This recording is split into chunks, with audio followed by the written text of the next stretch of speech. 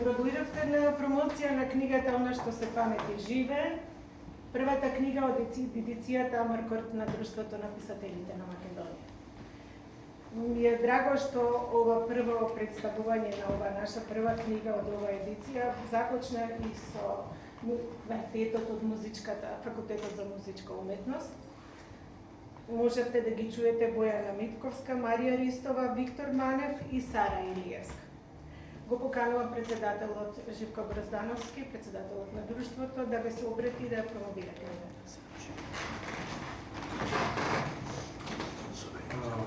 Добро вечер, драги присутни јознани. Благодарност до сите за присуството на ова вечер. Ова опишна вечер, но на некој начин многу убава, затоа што означува промоцијата на ова дело, кое што е на многу едноставно и на многу начини посебно. Јас нема да зборувам на многу, само накратко ќе кажам како воопшто како настана книгата, а потоа ќе оставам простор на нашите гости, автори, учесници во промоцијата да зборуваат за мирните приказни и мирните сеќавања. Уште до 2018 година, кога станав член на Друштвото на писателите, заедно со тројца други колеги, размислувавме за тоа како може да се смена за некој нешто што може да се поведе како новина. И уште пред да се зачлениме, така имав еден лист со идеи запишани, се сеќавам стоеше развој по вертикала и развој по хоризонтала. И во низата идеи развој по вертикала беше како образување со членови, автори, нивно спомнување од Друштвото на писателите што не се веќе меѓу нас. Убаво би било да постои една таква рубрика во стожер. Тоаш не ни помислувавме на нешто како збирка книги, збирка од раскази или едиција, не постоеше ни помислата за такво нешто. Се собира расказите во стожер од 2018 до 2022 и имаше доста учесници, членови на ДПМ, некои и не членови на ДПМ што придони со тука не Огнена Микулски. Лани конкуриравме на Министерство на годишниот конкурс за проекти со збирка. Зошто да не ги собереме тие напишани раскази во една книга? И зошто да не придодадеме на тие раскази уште неколку раскази? Од тие 16 раскази што се напишаа во тие 4 години, 2 раскази беа за не членови на ДПМ и тие би влегли можеби во друга некој посебно издание во склоп на ова. А тие 14 се додадоа уште 7 раскази дополнителни на тие што беа излезени во стожер. Тие 21 расказ со Сузе Стасовска, која што е тука со нас, секако, која е уредничка на книгата, ги поделивме во три циклуси. Првиот циклус е книги, списанија, печатници, вториот циклус е професори и професорки и третиот е патување. И тоа е ова прво издание. Ова издание е значено на многу начини според мене, но нема сега да читам тука извадок од поговорот, само ќе споменам дека е еден сериозен влог во културната меморија наша. И дека ова е една оставнина од нас за следните генерации.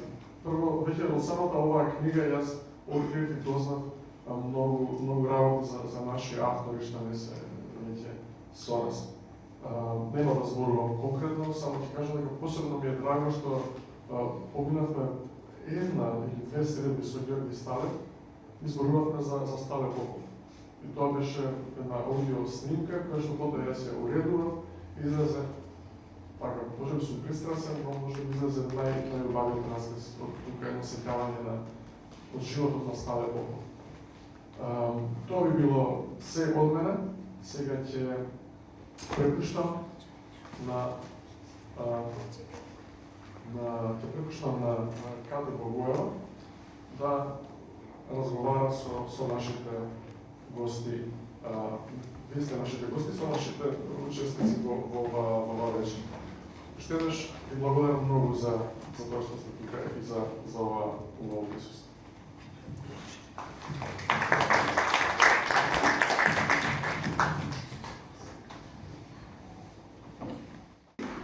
Добро вечер овде на оваа маса на нашите гости, автори на дел од текстовите поместени во оваа книга. Очекуваме вечерва, најавена е да дојде господјата Гордана Михајлова Бошнаковска. Се надевам дека ќе пристигне. Ќе имате можност да ги чуете нивните мислења, размислувања, сетавања за личностите со кои што комуницираат во своите текстови, во своите раскази и ние со задоволство тука ги поместивме. Почнуваме со господинот Адем Абдулаху, ќе продолжиме со господјата Елена Лужина, тука е Снежана Младеновска Ангелков, Александар Кулинджиски, Димера Тајковски и Огнена Никулски. Господин Абдулаху, во вашиот текст под наслов "Кориците на една книга" треба да истраат најмногу 100 години, најмалку 100 години. Со голем пиетет се сеќавате на писателот Абдилазис Ислами и укажувате дека неговиот творечки опус содржи 45 објавени книги за млади, за деца и возрастни, и тоа поеми, песни, драми, раскази, есеи и други. Меѓу другото, велите дека неговата поезија ја разбираше традиционалната логика на албанската поезија и целиот животен творечки век ја чуваше таа логика, а потенцирате и дека неговите поетски вредности се непобитни. Ќе нагласите дека Ислами создал свој стил, свое искуство, своја визија за животот и за творештвото, ја синтетизирал својата поезија по стил на својата лична уметничка физиономија и филозофија. Ни откривате во текстот дека со него често сте пиеле турски чај во некоја од тетовските чајџелници, сте одеве на разни поетски манифестации, сте разговарале многу и сте биле фасцинирани од неговиот начин на гледање на животот, на верата, на човекот, на поезија. Ве фасцинирал неговиот однос кон младите автори, на кои им посветувал многу време и трпение. Тој им помагал, како што велите, кога ќе видел дека имаат нешто свое и квалитетно. Ислами својата прва песна ја објавил 1954 година со завршена педагошка академија од Цетка албански јазик и литература во Скопје, работел во нижите одделенија, потоа како наставник по албански јазик во Тетов. Од 1970 до 1979 година бил новинар во Радио Скопје, каде се пензионира. До 2005 година, кога и починал, живеел и творел во Тетов. Вие внесовте многу топлина во текстот. Дали ви беше тешко да го напишете овој спомен, од кога всушност го познавате Абдилазис Ислами? Ве поздравувам. Ви благодарам многу, многу сум радостен зашто сум дел од оваа книга и така да веќе овде се е сублимирано и се е кажано точно и кратко. Меѓутоа ќе ви кажам уште нешто.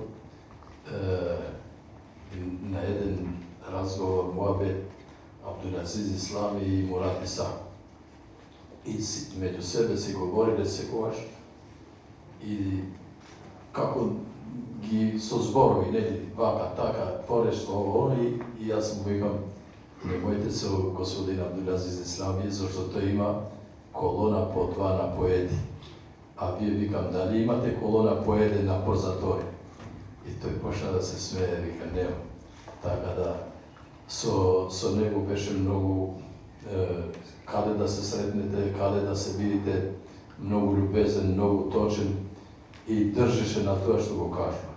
Значи, секогаш кој ќе разговараме нешто, имаше желба да знае што мислиш тија ден за ова песна, за овој автор.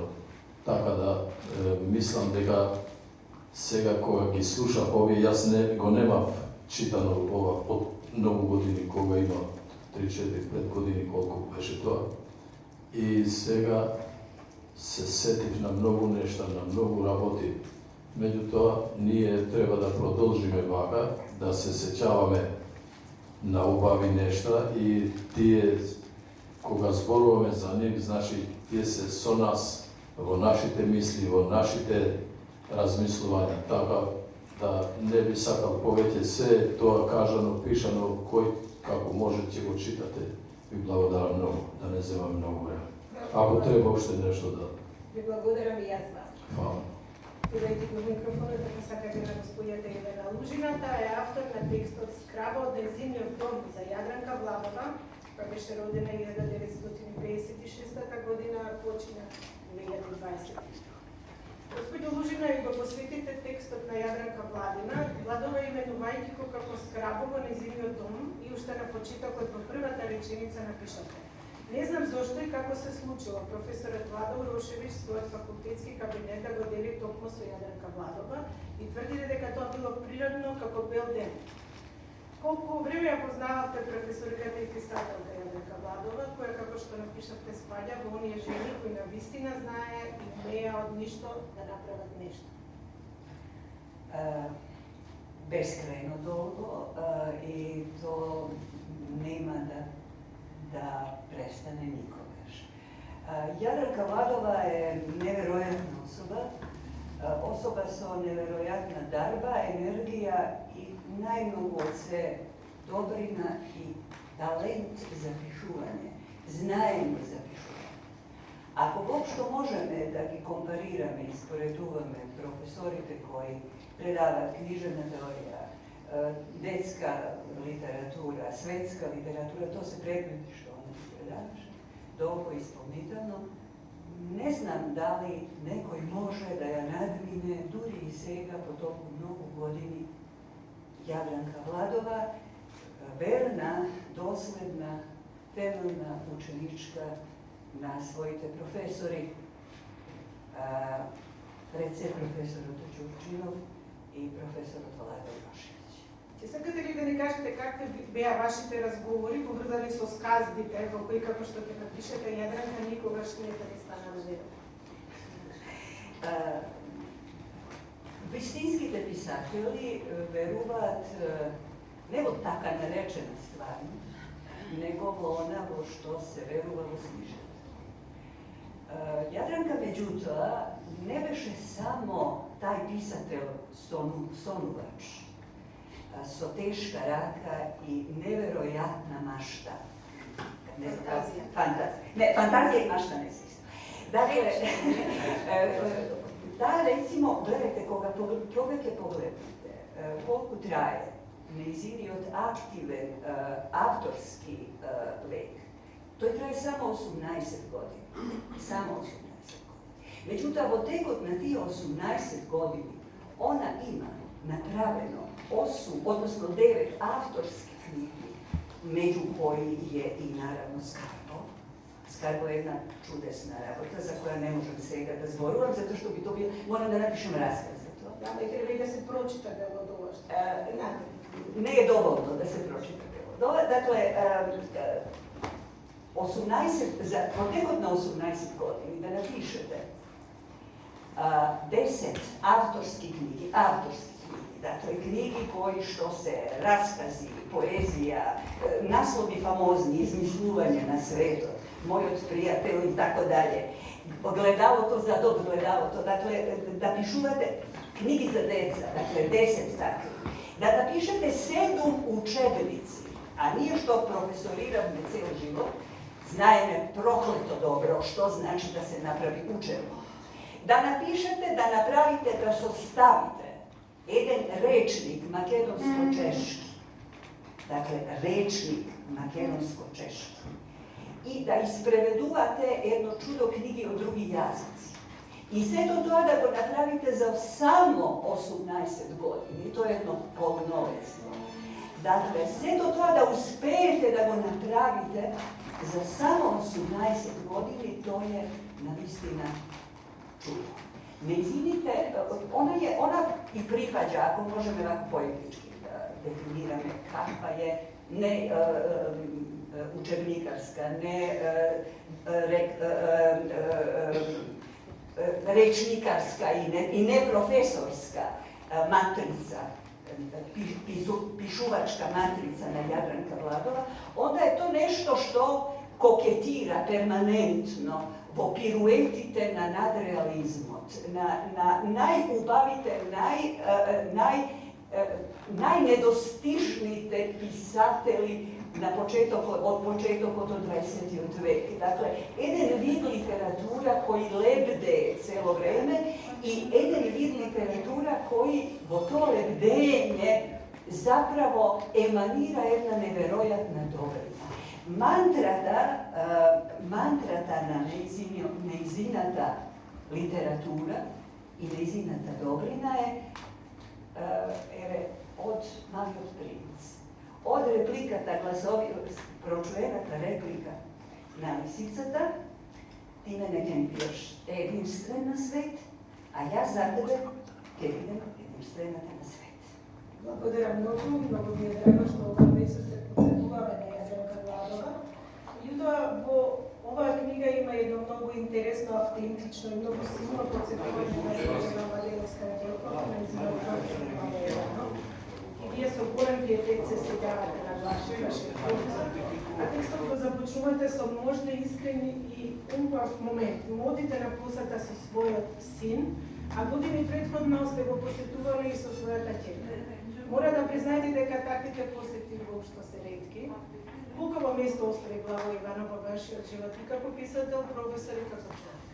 Само морам да кажам и да се заблагодарам што името на Благоја Иванов е во оваа книга, првото издание. Моето познанство со Благоја Иванов релативно доцна почнува 1996 година. До тогаш не имам слушнато воопшто за него, за тоа беше виновен нашиот образовен систем кој малку го тргна изгледа на страна. Меѓутоа, вистинското познанство со човекот Благоја Иванов го имав 98 кога веќе ми предаваше современа македонска и светска книжевност. Тука почнаа нашите разговори за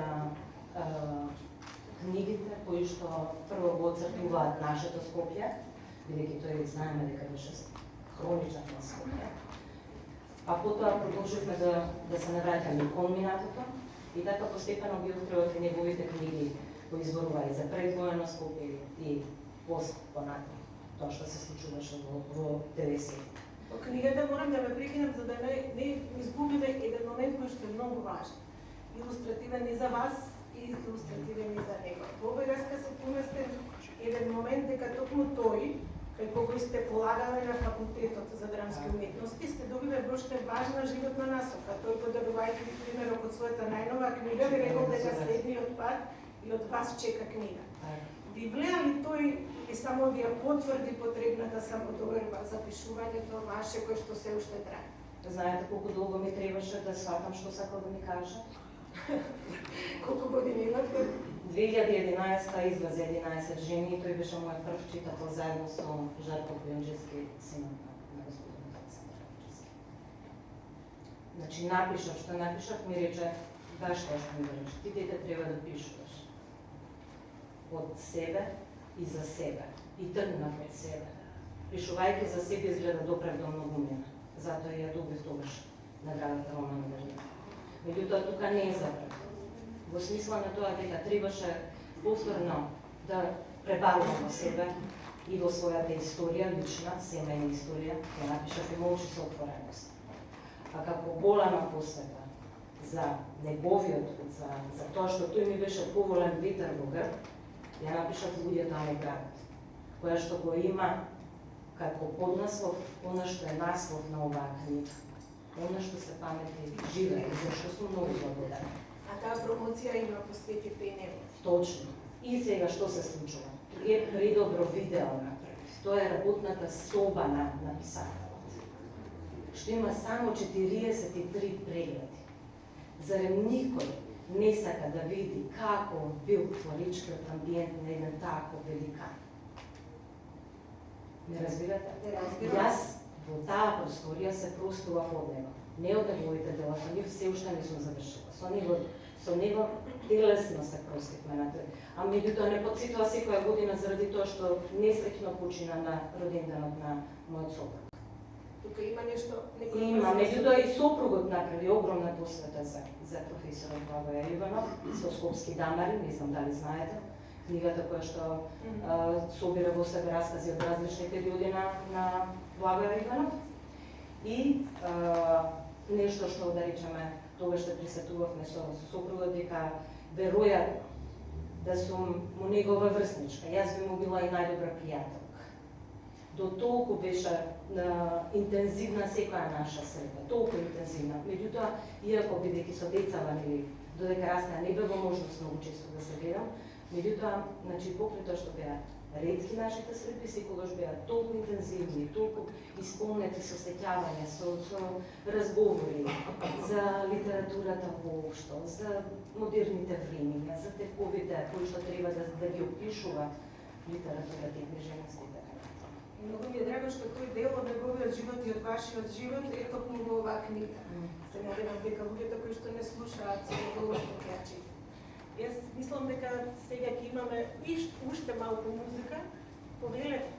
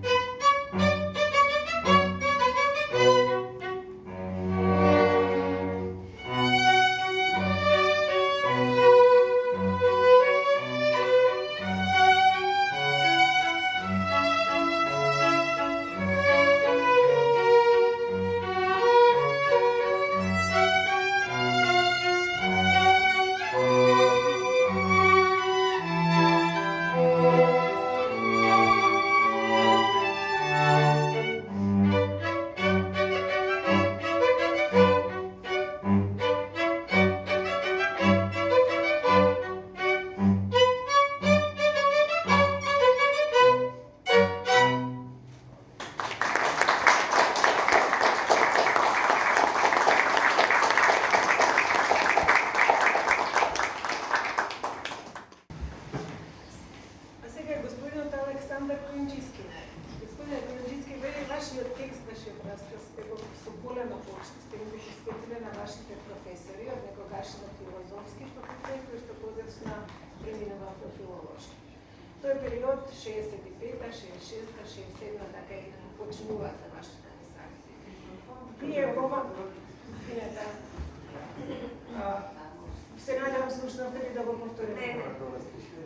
И во оваа прилика им благодарите на стекнатото знаење на тие ваши професори. Тоа се професори од уметничката и научната сфера, почнувајќи со Блаже Колевски, а во текстот помислувате и дел од неговата песна Учител. Повелете, споменете некој од нив, наведете накратко што е она што и после повеќе од половина век оставило најголем впечаток кај вас од нив. Првен да го пофалам насловот на книгата, она што се памети живее. Многу мудро, многу речито. Доказ дека тоа што се памети живее се и моите професори на филолошкиот факултет, тогаш наречен филозофски. Имав чест, голема чест и среќа да бидат мои професори Блаже Колевски, Гане Тодоровски, Кирил Пелушевски, Харалампие Поленаковиќ, Ѓорѓи Станев Попов, Бистрица Миркуловска и многу други еминентни творци, дејци кои навистина поставија големи траги во македонската книжевност и култура. Сеќавајќи се на нив, јас го тоа сместив во првото поглавје од книгата што се вика Важени книжки, издание на антолог. Во неа, во следните поглавја, се развива действието, односно настаните, поврзани исклучиво со Блаже Колевски. Мојот сепак најдраг професор, кај кого најдов на разбирање за моето творештво уште тогаш со афоризми. Веќе бев почнал да објавувам и тој ме познаваше како таков и семинарска тема ми даде пословиците и катанките во делата на Васил Иловски. Тие среди беа навистина незаборавни, но уште нешто многу битно. Блаже Колевски е школски другар на мојот татко Никола Којунџиски во Крагуевац. Тие биле најдобрите другари во тоа училиште од Македонија. А ги имал, да не ги направиам, многу други. Меѓутоа, поради низа околности, тоа другарување морало да престане. Никола бил вратен во родното место Пекшево, паднал на испит по историја, нема да коментирам што и како, паднал на испит и тие толку тажно се разделиле, што Блаже Колевски таа разделба ја опишал во еден расказ во книгата Дневник по многу години. Се разделиле, но пријателството останало. Редовно, после тоа, тие се сретнувале во академијата, во Ману, но и на изложбите, фотоизложбите, мојот татко фотоуметник и автор на две книги поезија, кога тој со задоволство ги посетувал, па дури и ја отворил една од неговите изложби, одржана овде во Домот на културата Кочораци. Тие другарувања, таа почит, таа љубов кон Блаже Колевски и се тоа што тој го создал, го продолжил и третата генерација, го продолжила и третата генерација творци од фамилијата Којунџиски. Жарко Којунџиски е добитник на 5-6 први, втори награди на конкурси посветени за ликот и делото на Блаже Колевски. Сето тоа е опишано во книгата Важени книжки. Едно прекрасно издание, кое кај нас понекогаш толку таквите не наидуваат на голем публицитет, но тоа се други теми. Сега, јас ова поглавје го нареков Виват Академија, Виват професорес. Зошто така? Затоа што тоа е дел од химната на студентите. Автор на таа книга, на тие стихови под наслов "Животот е краток", за жал, животот е краток, е еден болонски бискуп во 1267 година ги создал стиховите кои со текот на времето се менувани. И јас влюбеник во тоа што сум убеден дека животот е краток, а уметноста е долга. Арслонга, животот е краток, а уметноста е долга. Сега јас одбрав првите стихови не првите стихови, дел од таа химна. И сега чувствам потреба да ја соопштам. Gaudiamus igitur. Тоа е наслов. Gaudiamus igitur juvenes dum sumus. Pos iucundam juventutem, pos molestas selectutem, nos habebit humus. Vita nostra brevis est, brevis finietur, venit mos velociter, rapid nos atropiter, nemini parcetur. Vivat Academia, vivat professores, vivat membra quaeribet, semper sin implores. Вредноста е таа што навистина го вековечува животот со прекрасни зборови. Јас на македонски би се обидел да ја ги преведам. Да се радуваме додека сме млади. Затоа што после бурната младост и тажната старост, а и не мора да е толку тажна, ќе да има земјата, хумусот. Vita nostra brevis est, животот наш е краток, брзо поминува. Доаѓа брзо смртта, сите де грабнува, никому не простува. Да живее Академијата, да живеат професорите, да живеат сите членови на Академијата, да живее секој од нив засебно и секогаш нека цветаат. Виват семпер син инфлорес. Јас би додал уште нешто. Кога јас би ги пишувал, не е да толку спомнувам смртта, затоа што се работи за млади луѓе кои допрва полетуваат, но добре, тоа е моја професионална деформација.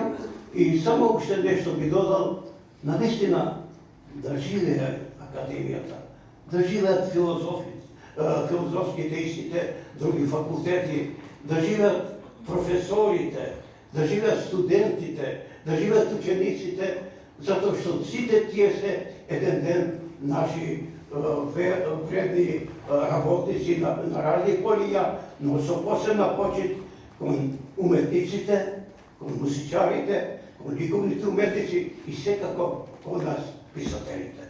Благодарам. Благодарим. Жал е што немаме некои гости од Македонската академија на науки и уметности вечер. Кој е тука?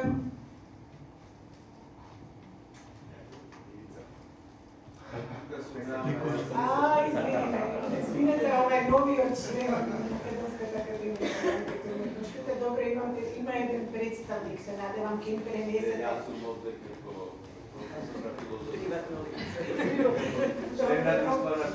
Добре. Ама само да забележим. Ќе се надевам ќе го пренесете малку од господинот Клинчиски.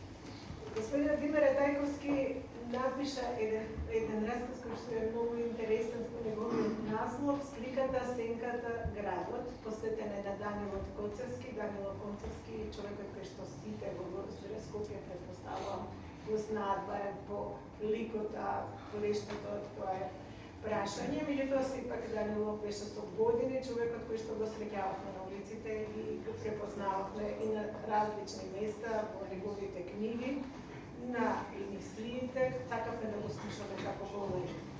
Во текстот на господинот Ратајковски, текстот почнува со една стара фотографија од старата скопска чаршија, која што ја дал Данило Коцевски на разгледување, разговараат за неа. И фотографија која што е мощна, силна, барем како што тој опишува, со еврејски, муслимански, христијански деца на улиците и камери низ градот во тогашно Старо Скопје. За таа фотографија разговарал со Данило, човекот со период Шишир, и јас се надевам дека сето тоа со кое што тој во тој период се среќало во разговорите со Данило, му отворило многу големи порти. Самиот Радајковски е документарист, патува, снима. Колку искуство можеше да ви пренесе Данило барем? Кое што сега го чувствувате дека е дел од него? Што ви отвори тој со неговите разговори и сето тоа што со времето што го минувавте со него? Па се разбира дека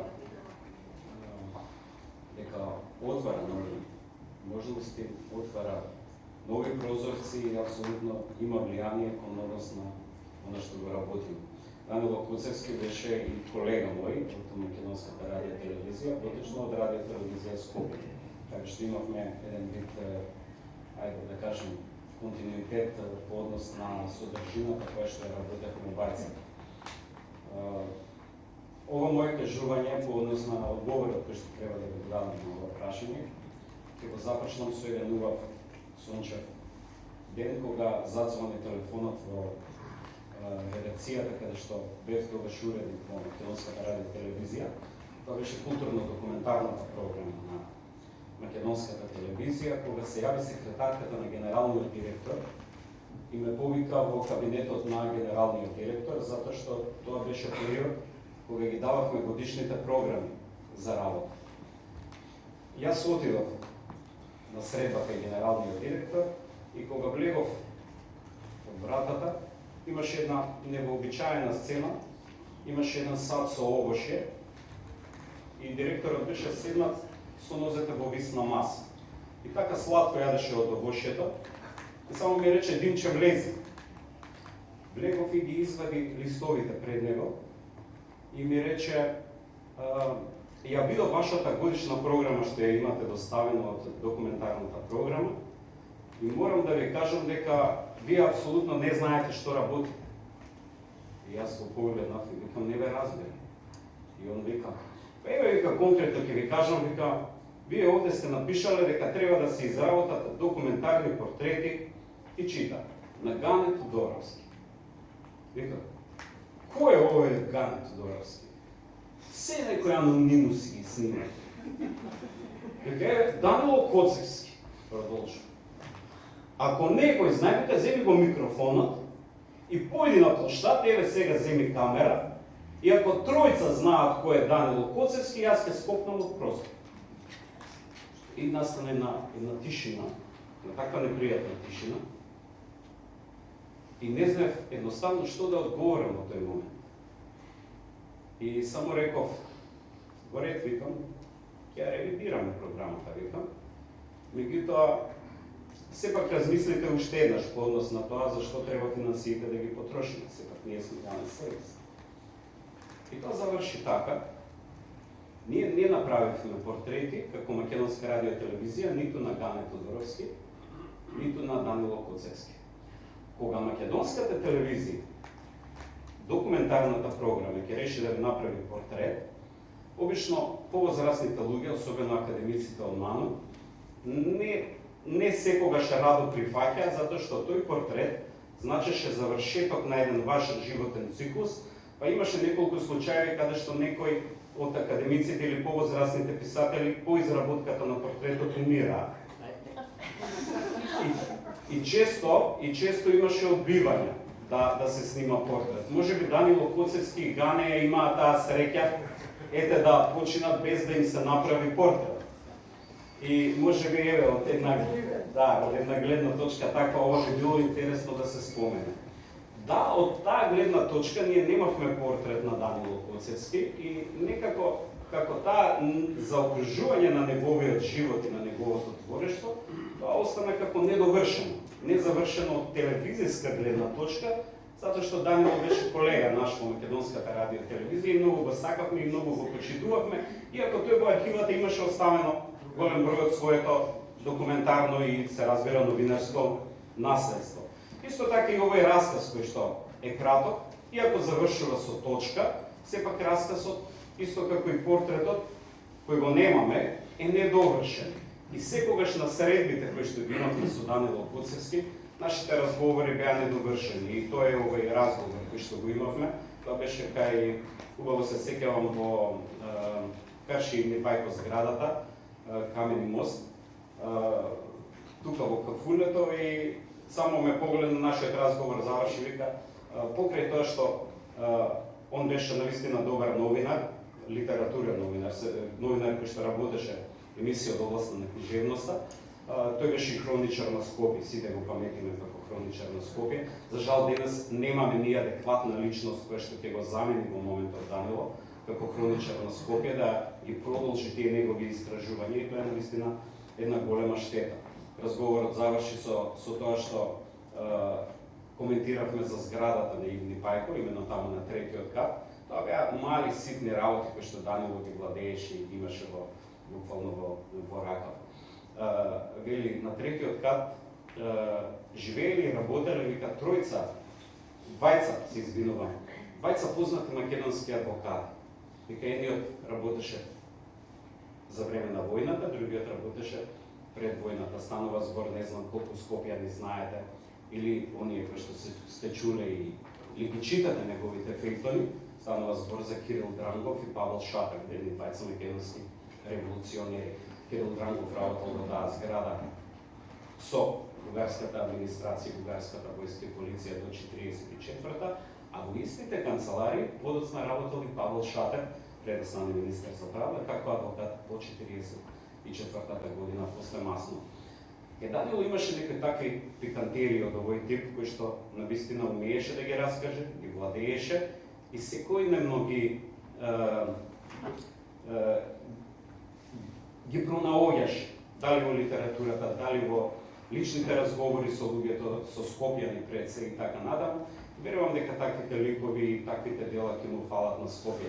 Убаво вие кажете во што во вашиот повед и вашето прашање, да, Данило е лик, можеби на кој што сите се сеќаваме поради густата брада, шалчето, шеширот и така надаму, навистина делува интересно, морам да кажам, и привлечно, и пред се мистично и интригантно. Меѓутоа, вашиот коментар беше да, меѓутоа сепак нема да се сеќаваме, можеби, или неговото дело останува незаокружено. И ова што ви го кажав, оваа мала анекдота, со неговиот портрет, токму го потврдува тоа дека да, неговото творештво треба да се дозаокружи.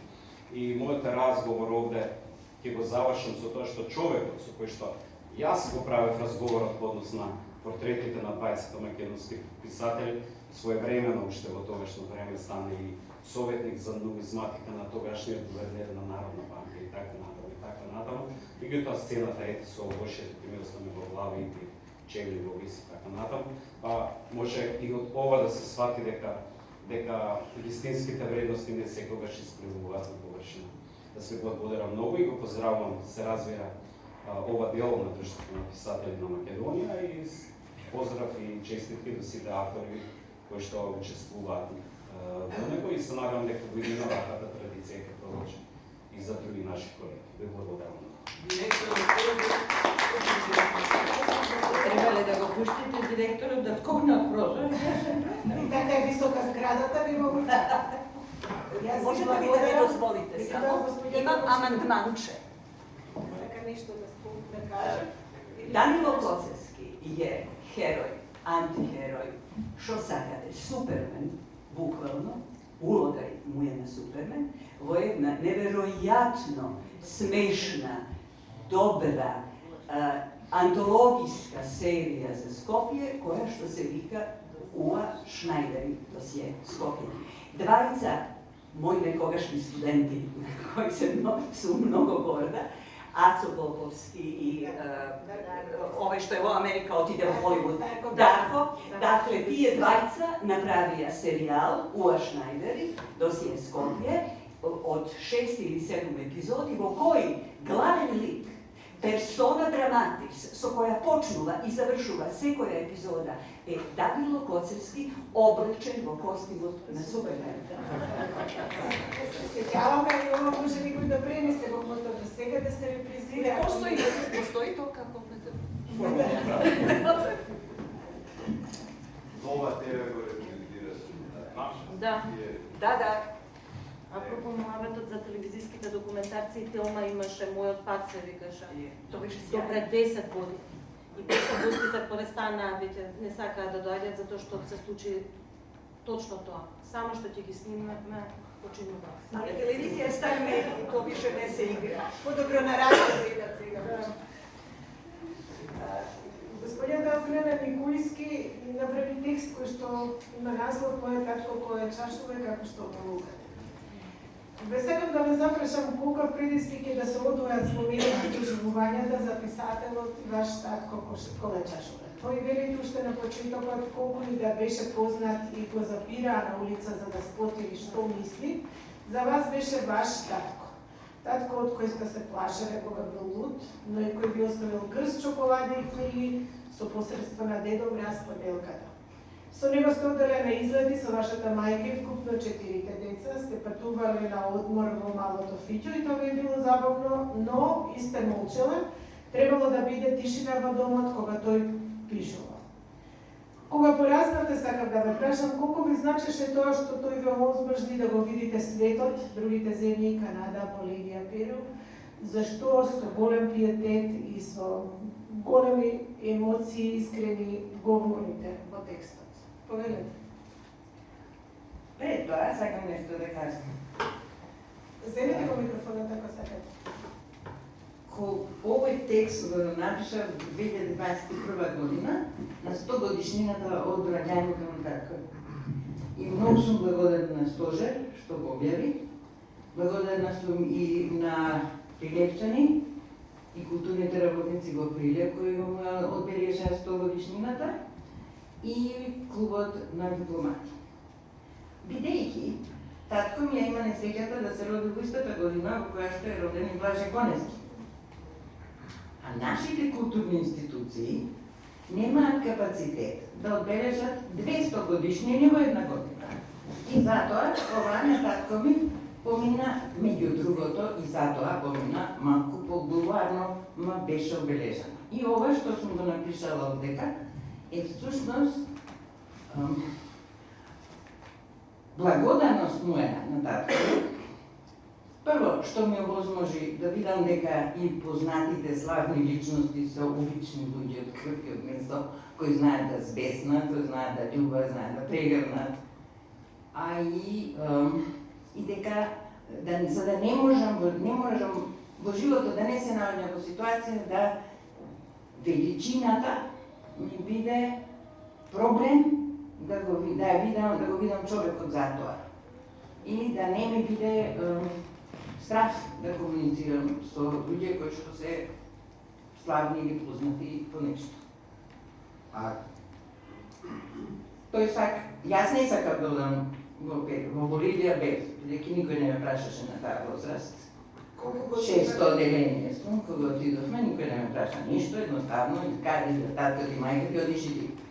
А после тоа, отидов до Перу, на инсистирање од негова страна, да му дадам 2 години од мојот живот, иако тоа, дека ја безкрасно заљубена во еден скопјанец и сега треба да идам таму, чуј петел некоја си Јужна Америка, каде што нема да го гледам.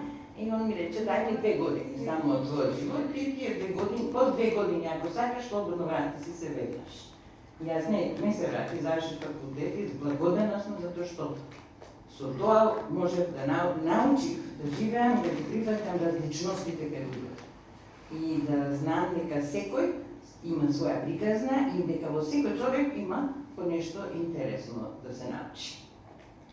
Господјан Никујска, сакам да ве прашам уште нешто. Како ќерка, како ги доживувавте неговите дела на господинот Ковачашова низ различни периоди на вашето растење? Сакаше ли тој да разговара со вас како татко и како писател? Како беше таа релација, како специфична? Долго време не бе воопшто свесна дека татко ми писател и дека е некоја позната личност и дека нешто значи во кај нас во детството, зашто бе дете. И во тој период не сме правили муабет. Имало поттикнување на мојата страст да читам од негова страна. И за тоа сум многу благодарна. Ставам постојано гледам разни ноши книги и десетна. Подоцна сватив на еден грд начин дека татко ми е познат. Затоа што се што ќе направи беше, тебе ти коле чашуле татко и ти лесно ти е тебе, он ќе се јави по телефон или ќе отиде негде и ќе ти заврши работа. Третата Третиот фаза на мојот однос кон него беше осознавање на неговата книжевност, она што го создав. И често сме правиле муабет, особено како ти излезеше некој негово дело. Главно дека беше жива мајка ми. И ќе му кажеш како јас го доживувам тоа. И он ќе почне да ми објасни, ама не го мислев јас тоа така.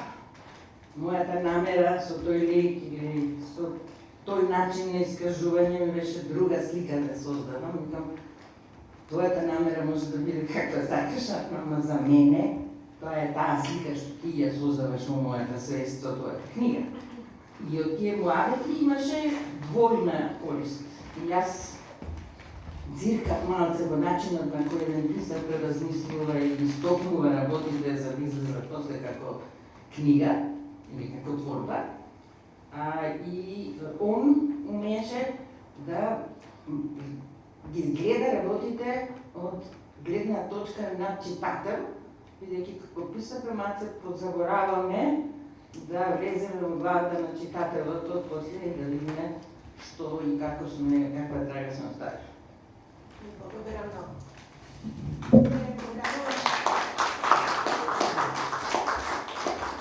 Ја покажувам господјата Гордана да ни се придружи, имате столица, сакате таму да го... Ама не ме гледаат другите. Публиката, повелете.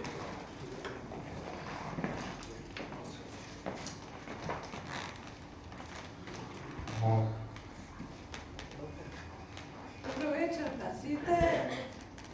Сакам најпрво да се извинам за моето задоснување, кое што беше на паркингот, не можевме да излеземе со аутото, две аута не беа заглавиле и додека дојдоа едниот, па додека дојде другиот, скоро пола сат задосни, што прв пат ми се случува во друштвото да дојдам со толку големо задоснување.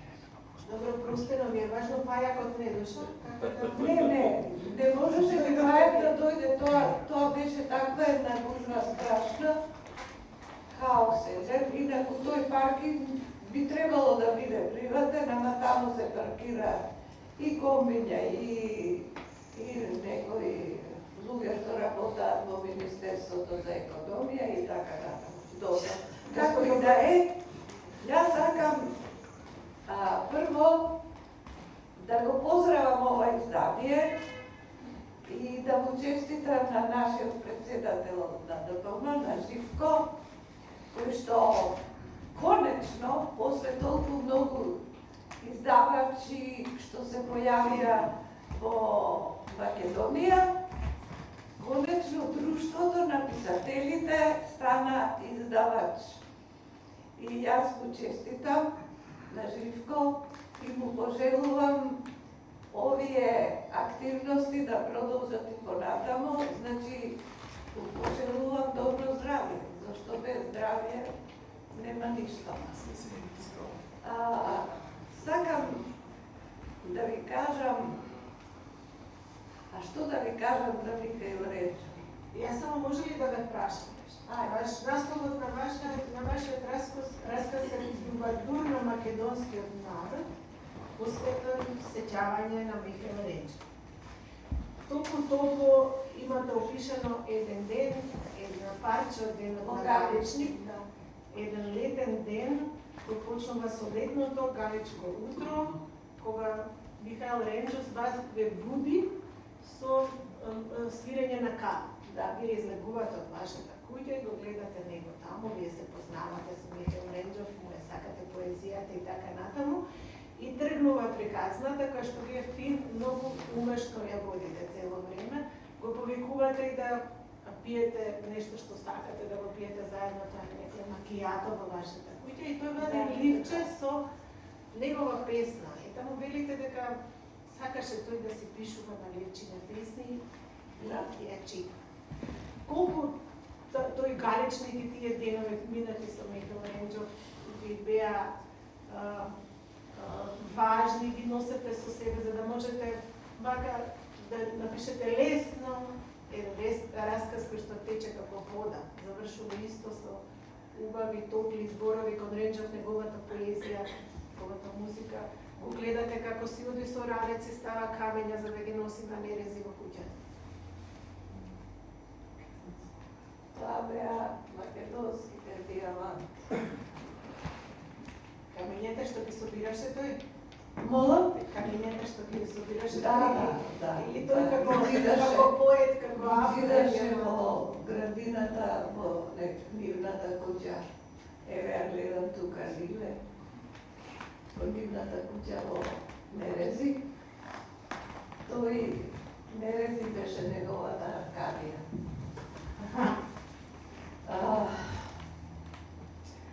Знаете што? Поезијата на Ренџо почна, јас ги следев сите негови книги од почеток, кога дојде тој во Скопје да студира по желба на неговите родители, студираше на правен факултет. Замислите го Михаил Ренџов да биде правник или адвокат или судија или...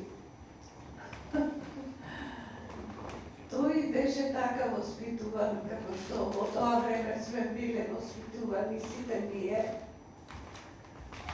во една класично традиционална состојба која што живееше во тоа време во Македонија и нормално тој си ги послуша родителите, си го заврши факултетот, ама не стана ни судија, ни правник, туку стана поет.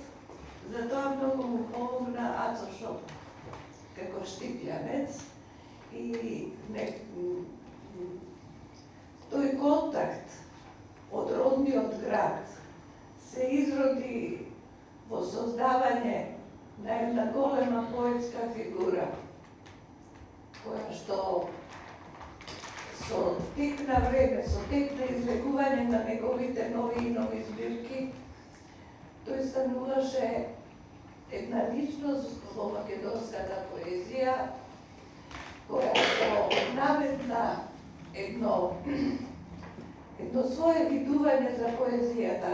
Неговите почетоци беа во откривање на светската поезија, така што неговите книги всушност се навлегување во некои други литератури, од него му беше потребно да открие во кој свет треба да влезе и како да влезе во тој свет на литературата. Но со тек на време тој успеа да пронајде еден код кој што стана негов печат, поетски печат, всушност, и дојде до едно такво прочистување на неговата лирика, на неговите сознанија. Инаку беше човек кој што впиваше многу нешта и ги доживуваше. Така што некаде во последните негови книги дојде до таква една точка да јас кога ги читав си реков, па кај него само еден збор веќе е песна. До тамо дојде до прочистување до една таква есенцијалност, до едно такво наметнување кое што стана поим за тоа дека таа поезија што тој ја пишуваше во последните 10, може и 20 години, можам да кажам, стана еден препознат знак што он стана трубадур, јас за џабе не го кажувам тоа, бидејќи ние кога понекогаш заедно одевме на некои литературни настапи, тој ќе ја почне песната, а луѓето во публиката продолжуваат да ја кажуваат како нивна. тоа ме подсети, тогаш, кога го открив тоа, ме подсети на Десанка Максимовиќ, која што сите некако и замеруваа зошто Десанка кога оди на литературни читања пишуваат за незината најпозната песна, која што го опишува, ја опишува смртта на тие ученици таму. И таа ќе почнеше и ќе кажеше 2 или 3 стиха, и после тоа тие што беа во публика продолжуваа да ја кажуваат незината песна. Таа песна влезе во духот на народот српски, како што песната на Ренџо влезе во духот на македонскиот народ.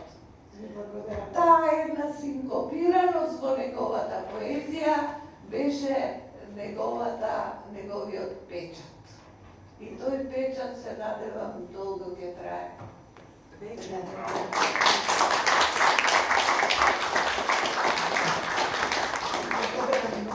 Ви благодарам на сите што сте оваа вечер, што дојдовте и на оваа за наша заедничка маса, говоревме за ова прво издание од едицијата Амаркот на Друштвото на писателите на Македонија. Се надевам дека секоја година ќе се среќаваме, можеби не со истиот чаршаф, ама тука на некоја маса и ќе говориме за други текстови во други броеви од Амаркот.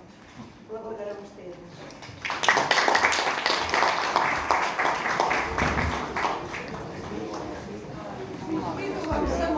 Сакам да ја прашам Илјана Ренџова. Дали случајно ја има онаа песна што ја пронајде сосема случајно за една состојба во која што сега се наоѓа? Не ја носиш?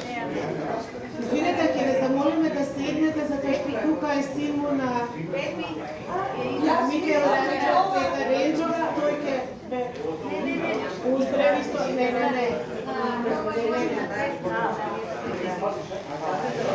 Не. Ова беше предвидено Петар да стири повеќе. Се вратиме на место. Само да се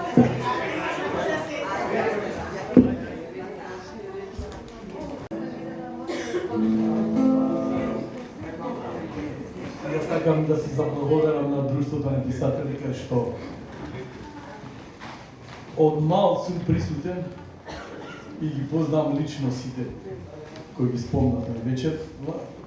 И татко ми многу ја сакаше македонската музика, па и во мојот израз многу е корисна македонската музика и од вториот албум мој Темјаника ќе ви отсвирам една песна оваа вечер.